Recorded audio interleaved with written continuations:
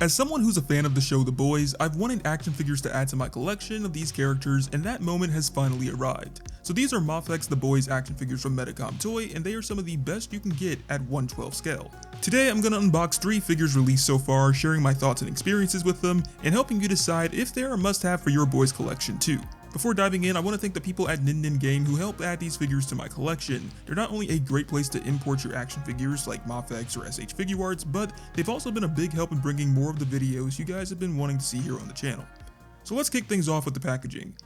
Each of the boxes embody this dark and gritty vibe of the show, with this stone wall texture as the backdrop. At the front of the box you have an upper body shot of each figure in the corner, the logo, a full shot of the character on the side, and then action shots on the back, which showcase all the included accessories, as well as each figure's posing potential. The layout on Mafex boxes have always been consistent in their design, making for a sleek and cohesive display, which is great especially if you enjoy collecting their boxes and putting them on display. Now moving along to the inside of the box, that's where you'll find the tray that stores the figure, the accessories, and an articulated display stand, as well as some authenticity paperwork. Considering the $70 to $100 price range of these action figures, it is important to ensure that it's the authentic product. The last thing you want to do is spend that much only to find out it's fake. Once again, these figures are by no means cheap, coming in at that $70 to $100 price range, so this is more aimed towards serious collectors. However, if you are on a budget and you still want to get some action figures from the boys, I do recommend these from NECA, which come around the $30 to $35 range. They're 7 inches tall with fewer accessories, but are still a solid choice.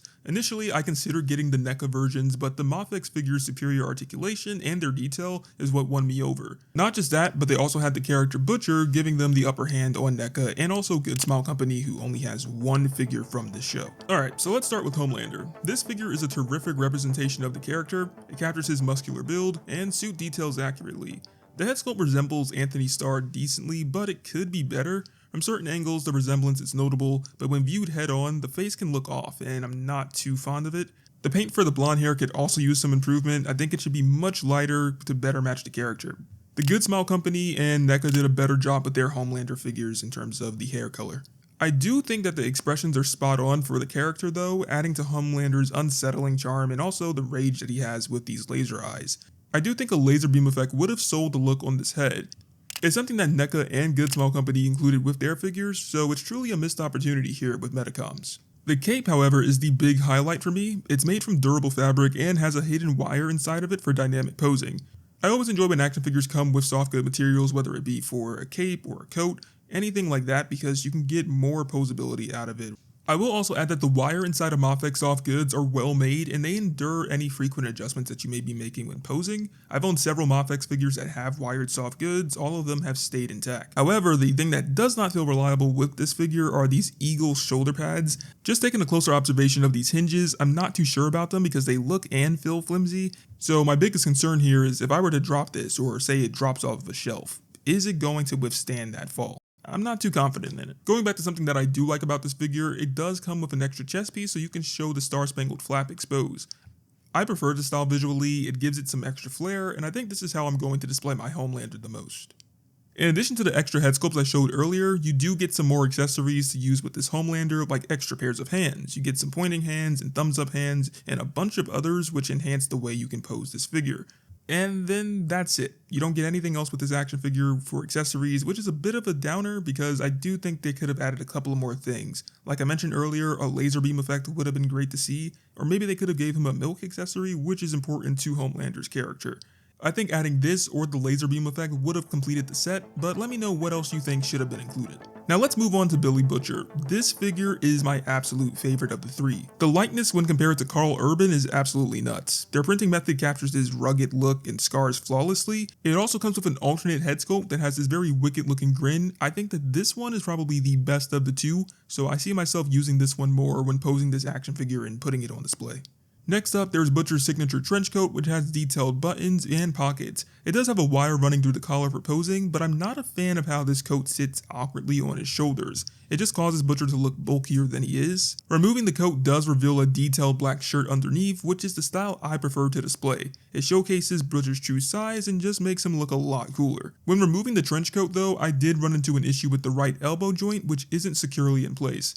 This also happens to be my second Butcher figure from Mafex. The first one actually snapped at the waist, but luckily Nin Game helped me replace it. The lower half of Butcher features the same level of detail seen with the upper half. It even has single jointed knees and ball jointed ankles. As for accessories, Butcher comes with a fantastic array of them. He actually has the most out of the 3 figures we're taking a look at today. He comes with this crowbar, a cattle prod, sniper rifle, and even a super baby with laser eyes. And I almost bypassed this piece when unboxing it because of how tiny it is, but he also comes with the watch that you can attach to his wrist. Finally, we have Starlight. While this figure may seem perfect at first glance, it does suffer from a couple of issues. First, I don't think that the head sculpts included with this figure match Aaron Moriarty's likeness. And that's not to say that these faces are awful, because they do look realistic. Unfortunately, they just don't match the likeness of the actress. I'm not sure why, but it just seems that Medicom Toys' earlier figures from the show had some issues capturing those accurate facial details. They did do a good job capturing the detail and shade of her blonde hair though, and the paint wash that's added to it does bring out those sculpted details. Her outfit is also well designed, featuring those sculpted stars all over the outfit, and a wired cape that feels soft and premium. The one thing that I am concerned about when it comes to this soft goods material is how well the gold trim that goes along the edges will hold up, especially when frequently posing the cape. With the closer observation, you'll see that the edges of the cape and the gold trim are not flush with one another, so this could lead to it lifting off the material and eventually deteriorating. And one last issue that I did run into is the belt and pouch being silver instead of gold, which is disappointing given the promotional images and also how the outfit looks in the show. I'm not quite sure what's the cause of this, but looking at other copies of the figure, it does seem present in those as well. So hopefully, if Medicom decides to give this figure a reissue, this will be fixed and we'll get a more accurate version.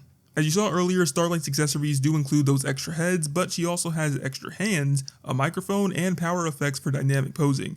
While her accessories aren't as impressive as Butcher's, they're still solid, and if you like the style of these hands but don't want to use the power effects with them, Medicom has you covered by including an alternate version without the pegs. These figures clearly aren't 100% perfect, they have their flaws, and I'm hoping that they will be addressed if these figures get to see some reissues, but for what it's worth, I think each of them do look great, and you'll have an even better time with each figure's articulation. So the articulation of these figures is impressive overall, with just a few minor restrictions. Homelander and Butcher offer a range of dynamic poses, while Starlight's single jointed elbows can limit her slightly, same thing for Butcher with his single jointed knees. The torso areas on these figures have nice ranges of motion thanks to Medicom's ball joint method, which gives a more natural and seamless look when posing. Homelander's articulation is quite good, though his collar limits the neck movement, and hinged eagles on the shoulders can be a bit bothersome as they are attached to the shoulder joint, and as you're posing those shoulders, you'll have to keep readjusting those.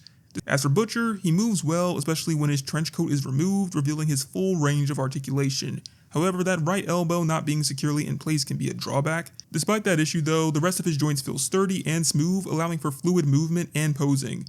As for Starlight, she may have taken a few hits when it comes to her details and accuracy, but she does make up for it in articulation. Each of the joints on Starlight's figure moves well, and the wire cape adds a realistic touch, enhancing that overall posing experience. If you want to capture windswept motions with it, you can do that, and the same thing applies to Butcher's trench coat and Homelander's cape too.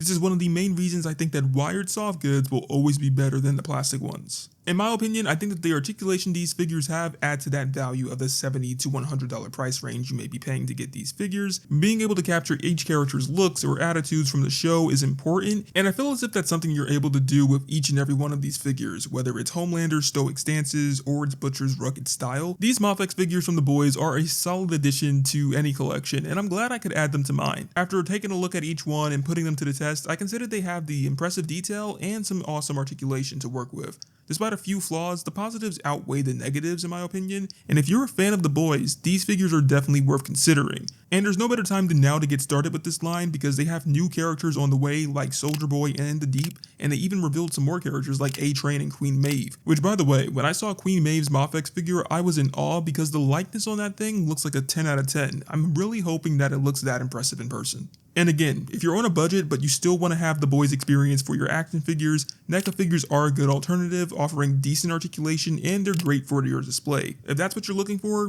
go with NECA, but if you want more articulation, detailed accessories, and the ability to get more characters from the show, the Mafex figures are absolutely the way to go. And as I mentioned earlier, there is the Good Smile Company's Figma line, but the catch with that is they only have a Homelander, and it is the most expensive option at this 1/12 scale. Medicom Toy is doing a fantastic job with this license, and I am excited to see them expand the lineup. I hope they'll make other characters from the boys team like Huey, Kamiko, and MM, and perhaps tackle characters from the later seasons of the show or spin-off series Gen V. Let me know what you all think, and I'll do my best to keep the conversation going in the comments. Catch you all in the next one with more action figure goodness, and until then, peace.